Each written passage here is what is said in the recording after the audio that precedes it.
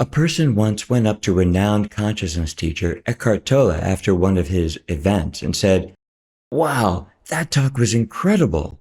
Eckhart smiled and nodded his head, saying, "Oh, yes, I thought so too. I so loved this." Eckhart didn't make the compliment about himself in any way. He simply shared in the delight that he too felt the work was exceptional. We can celebrate our successes, our performance, even our capabilities, free of any story that it makes us better people who are worthy, or more worthy than others.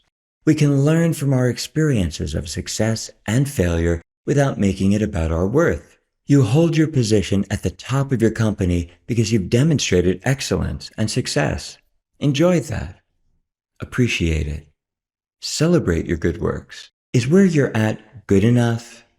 Or is it a struggle to accept yourself with all of your limitations and all of the things you haven't yet mastered or succeeded in?